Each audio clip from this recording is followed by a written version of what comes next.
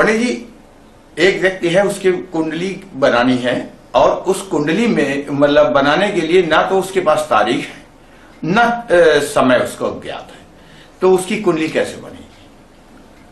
आपका प्रश्न ये है कि यदि कोई व्यक्ति ऐसा हमारे पास आ जाता है जिसके जन्म का समय भी नहीं मालूम है और जन्म की तारीख भी नहीं मालूम है और वह व्यक्ति अपनी कुंडली बनवाने का इच्छुक है, तो उसकी सही कुंडली कैसे बनाई जा सकती है?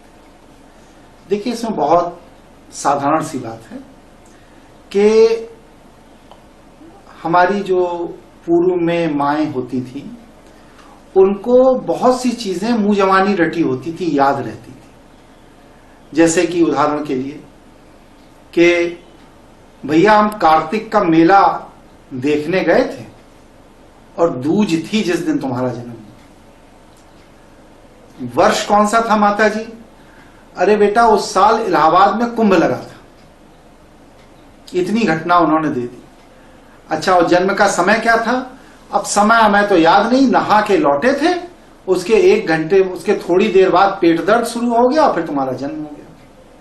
तो उस मां ने अगर इतनी सूचना दे दी है कि कार्तिक का महीना और उस साल की कार्तिक जिस साल प्रयाग में कुंभ लगा था, यह पर्याप्त है उसके वर्ष के निर्धारण के लिए।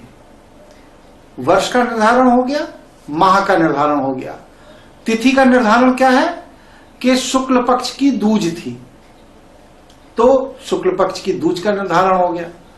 अब कुछ ऐसे भी होती हैं माएँ जो बता देती हैं कि बुधवार का दिन था, मंगलवार का दिन था, सोमवार का दिन था, तो अगर उन्होंने कोई दिन बता दिया है तो उससे एक्यूरेसी आ गई आपके काम में।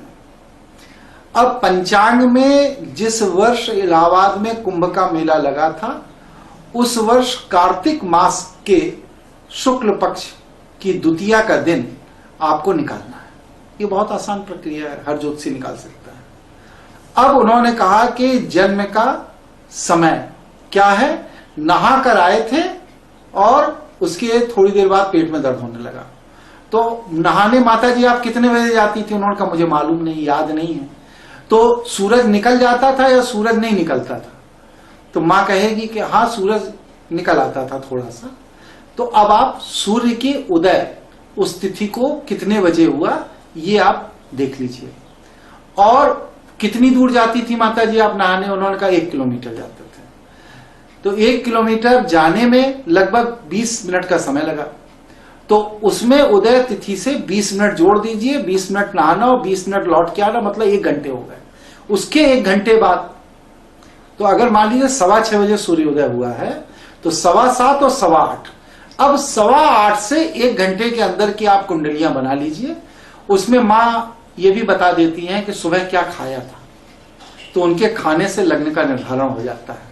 या उस दिन किस रंग का कपड़ा पहना था, उस कपड़े से के कलर से लग्न का निर्धारण हो जाता है।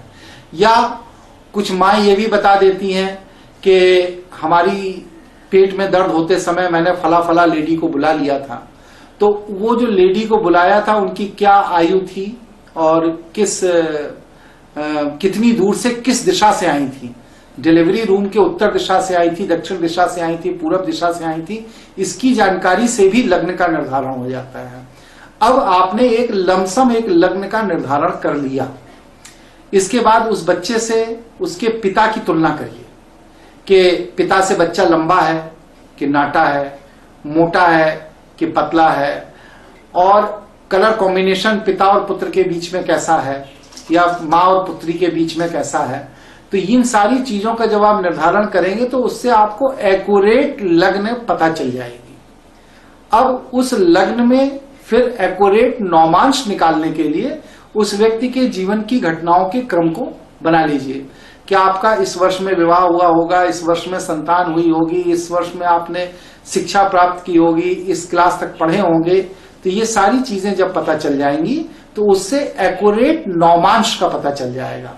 मतलब तारीख पता चल गई, दिन पता चल गया, समय पता चल गया, लग्न पता चल गई, राशि पता चल गया, नक्षत्र पता चल गया और नौमांश पता चल गया।